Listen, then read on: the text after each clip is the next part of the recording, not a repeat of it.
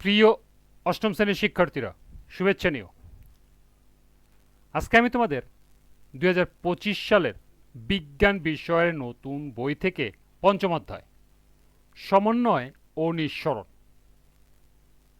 এর অনুশীলনী থেকে নিজেরা করো এর সমাধান করে দেব।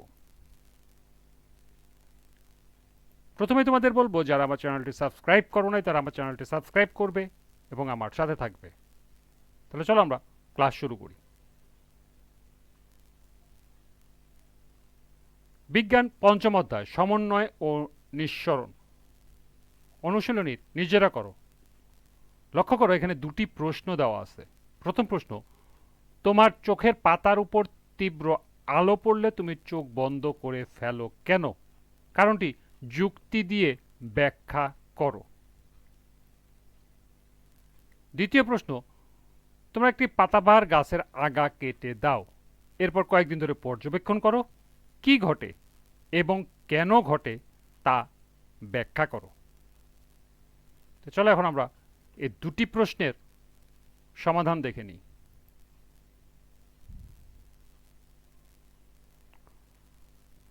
প্রথম প্রশ্ন ছিল, তোমার চোখের পাতার উপর তীব্র আলো পড়লে তুমি চোখ বন্ধ করে ফেলো কেন? কারণটি যুক্তি দিয়ে ব্যাখ্যা করো।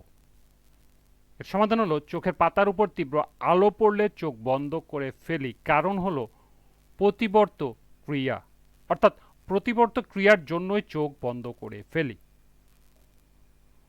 প্রতিবর্ত ক্রিয়া ঘটে স্নায়ু তাড়নার তাৎক্ষণিক কার্যকারিতার ফলে। এক্ষেত্রে যেভাবে প্রতিবর্ত ক্রিয়াটি ঘটছে তা নিম্নরূপ। চোখের পাতায় অবস্থিত অনুভূতিবাহী স্নায়ুতন্ত্র আলোর অনুভূতি গ্রহণ করে। এই অনুভূতি স্নায়ুতন্ত্রের মাধ্যমে মেরু রজ্জুতে পৌঁছায়। এই তাড়না অনুভূতিবাহী স্নায়ুকোষ থেকে আজ্ঞাবাহী স্নায়ুতে প্রবাহিত হয়। স্নায়ুতাড়নায় আজ্ঞাবাহী কোষে পৌঁছামাত্র পেশিতে প্রেরণ করে এবং সর্বশেষ চোখের পাতায় পেশি সংকুচিত হয় এবং চোখ বন্ধ করে ফেলে। সুতরাং বলা যায়, প্রতিবর্ত ক্রিয়ার কারণে চোখের পাতার উপরে তীব্র আলো পড়লে চোখ বন্ধ করে ফেলি। দ্বিতীয় প্রশ্ন ছিল, তোমরা একটি পাতাবাহার গাছের আগা কেটে দাও, এবার কয়েকদিন ধরে পর্যবেক্ষণ করো, কি ঘটে এবং কেন ঘটে তা ব্যাখ্যা করো। এর সমাধান হবে, পাতাবাহার গাছের আগা কেটে দিলে কয়েকদিন ধরে পর্যবেক্ষণ করলে দেখা যাবে কাটা অংশের নিচের দিকে নতুন শাখা বের হচ্ছে। কাটা অংশে নতুন শাখা বের হওয়ার কারণ হলো অক্সিন।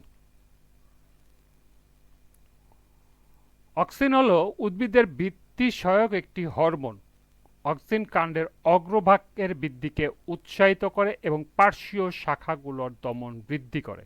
এ কারণে পাতাবাহার গাছের আগা কেটে দেওয়া হলে অক্সিজেনের উৎপাদন কমে যায় এবং কাটা অংশের পার্শ্বীয় শাখাগুলোর উপর অক্সিজেনের দমনমূলক প্রভাব হ্রাস পায়। এর প্রেক্ষিতে কাটা অংশের নিচের দিকে সুপ্ত থাকা পার্শ্বীয় মুকুলগুলো সক্রিয় হয়ে নতুন শাখা তৈরি করে।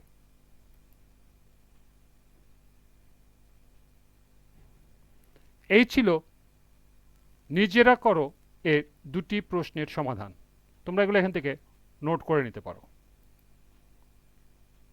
এরই সাথে পঞ্চম অধ্যায়ের সমাপ্তি। আজকের ক্লাসটি এই পর্যন্তই।